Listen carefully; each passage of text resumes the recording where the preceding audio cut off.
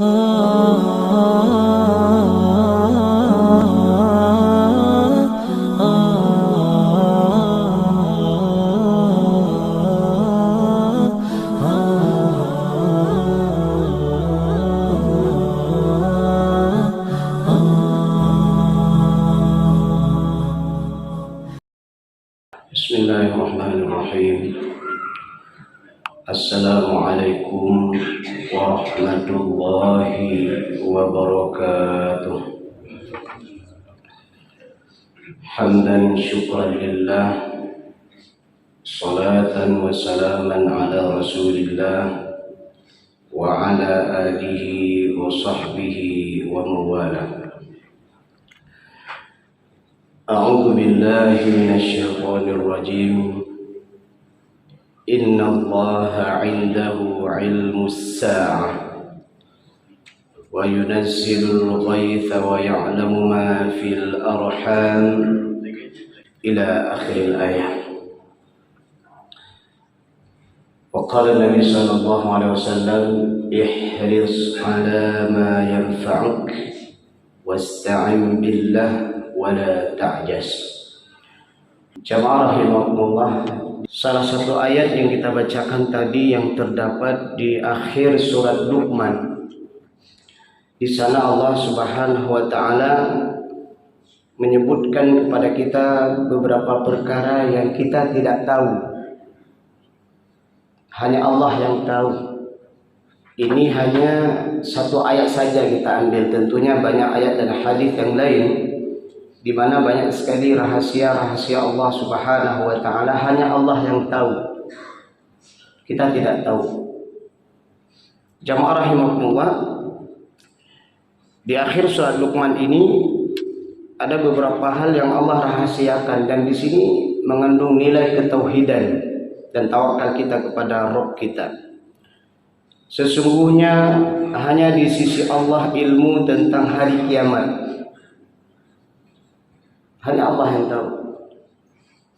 Kita dulu pernah mendengar namanya Mama Loren. Mama Loren ini memprediksi kiamat itu terjadi tahun 2012. Ternyata tahun 2011 dia meninggal. Berarti prediksi dia tentang kiamat duluan dia yang kiamat. Nah, ini aneh dan menjadi viral. Atau mohon maaf, lahirnya gaya-gaya perdukunan, gaya-gaya paranormal yang mereka mengatakan bisa meramalkan kapan terjadi kiamat. Tidak ada. Tidak ada. Dan bahkan Rasulullah pun ketika datang malaikat yang bertanya tentang iman dan beberapa perkara lainnya, ketika ditanya tentang kiamat, maka beliau menjawab, yang bertanya lebih tahu daripada yang ditanyakan. Hanya kita mengetahui tanda-tanda kiamat kecil saja. Mengenai kiamat besar hanya Allah yang tahu kapan itu terjadi. Nah, ini sekaligus menunjukkan bahwa lemahnya manusia, tidak bisa meramal kapan terjadi kiamat. Kita hanya saja disuruh mempersiapkan diri terhadap kiamat itu, karena sebelum terjadi kiamat besar ada kiamat kecil, termasuk ketika ajal menjemput kita. Sudah berapa banyak amal soleh yang kita siapkan? Apakah sudah kita tinggalkan kebaikan-kebaikan sebelum kematian kita? Yang akhir ini kita berdoa kepada Allah Subhanahu wa taala, akhir-akhir ini saudara-saudara kita yang soleh yang telah menghadap Allah Subhanahu wa taala, kita doakan diampuni dosa-dosanya dan diterima amal soleh, amal baiknya. Dan kita pun yang akan menyusul semoga menjadi pribadi-pribadi yang sebelum kita meninggal kita telah melakukan amal soleh dan bertaubat pada Allah Subhanahu wa taala dari segala dosa kita. Nah, ini yang pertama. Dia yang menurunkan hujan. Maka kalau di televisi kita melihat, yang ada itu adalah perakiraan cuaca, tidak ada pemastian cuaca. Kalau kita buka alat-alat canggih untuk mendeteksi cuaca, itu mereka hanya bisa memperkirakan cuaca. Perkiraan cuaca Aceh ini mendung, ternyata begitu terlihatnya cerah, salah lagi.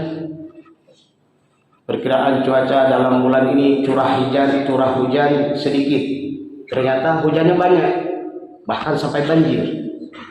Nah, ini posisi-posisi begini seharusnya ketika ada perakiraan cuaca tersebut ada kalimat yang harus dia ucapkan.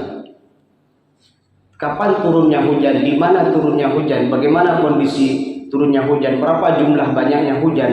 Seharusnya pembawa acara tersebut mengucapkan sebuah kalimat, hanya Allah yang tahu, kita hanya memperkirakan saja. Nah, kalau dia mukmin atau muslim tentunya. Nah, karena tidak ada yang tahu, maka ada doa yang kita panjatkan, ada doa yang kita ucapkan, Allahumma shayban nafi'an. Ya Allah, semoga hujan ini menjadi keberkahan, menjadi manfaat. Itu tidak lain adalah kita serahkan urusan kita kepada Allah. Selanjutnya adalah, dan dia mengetahui apa yang ada di dalam rahim. Ya, maka dokter pun hanya bisa USG memperkirakan, datang orang yang memeriksa sehingga dikatakan, oh ini kayaknya laki-laki. Begitu lahir ternyata perempuan. Oh ini kayaknya perempuan. Begitu lahir ternyata laki-laki. Oh ini akan melahirkan sekitar seminggu lagi atau 15 hari lagi, ternyata sebulan lagi. Atau ada prediksi, ini belum tanda, belum ada waktunya, ternyata dia sudah terlambat lahir 1 bulan yang lalu atau 15 hari yang lalu. Maka di sini adalah termasuk ilmu tawakal. Manusia itu hanya bisa memperkirakan, manusia itu hanya bisa memprediksi. Kemudian tidak ada yang akan diketahui manusia apa yang akan terjadi esok hari. Maka kita perlu mempersiapkan diri menjadi orang yang terbaik untuk esok harinya. Kita hanya bisa mengucapkan insya Allah. Kita hanya bisa mengucapkan hanya Allah lebih tahu. Kita hanya bisa mengucapkan semoga esok hari Allah akan memberikan yang terbaik kepada saya. Tidak bisa kita pastikan bahwa sesuatu yang akan terjadi besoknya. Kita hanya dianjurkan mempersiapkan diri. Dan termasuk adalah tidak diketahui di bumi mana dia akan mati. Masya Allah. Hari apa, tanggal berapa, tahun berapa kita akan meninggal, tidak ada yang tahu, hanya Allah yang tahu. Sekaligus ini menjadi pelajaran dan pembelajaran buat kita. Kalau Allah tidak pernah memberitahu tanggal berapa, hari apa, tahun berapa kita meninggal, berarti kita harus lebih bersiap-siap dan menyiapkan diri kita.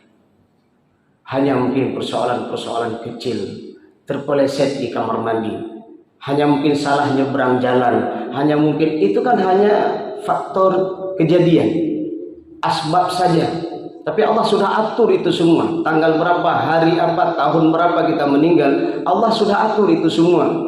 Hanya saja kita menjalani kehidupan kita dengan jalan amal yang soleh, amal yang baik. Karena seorang ulama salaf pernah berkata bahwa seseorang itu, ini juga termasuk bagian dari pemahaman hadis Rasulullah, meninggal menurut kebiasaannya. Maka kita tengoklah dalam kehidupan kita sehari-hari. Pemain bola, tidak sedikit antara mereka itu meninggal saat bermain bola. Setelah dia menendang gol terbaiknya, kemudian dia salto ke belakang sampai 5 kali. Biasanya 5 kali, ini enggak 10 kali. Ternyata di situ dia beregang nyawa. Para penyanyi, para artis meninggal di atas panggung. Dan Masya Allah, tidak sedikit kita melihat orang yang lagi ruku, lagi sujud, lagi bermunajat kepada Allah Subhanahu wa Ta'ala. Itulah detik kematiannya. Maka senantiasa kita berdoa kepada Rabb kita, meminta kepada Rabb kita, ya Rabb, berikan waktu meninggal saya, sakaratul maut menjemput saya dalam keadaan fi sabilillah, dalam keadaan takarrub, ta'abbud kepadamu, dalam rangka berbuat baik kepadamu dan kepada sesama manusia. Itu di antara momen meninggal yang kita inginkan dalam keadaan taat kepada Rabb kita. Ini saja yang bisa kita sampaikan, semoga bermanfaat. Alhamdulillahirabbil alamin. Subhanakallahumma bihamdik, asyhadu an la ilaha illa anta, astaghfiruka wa atubu ilaika. Assalamualaikum warahmatullahi wabarakatuh. ah.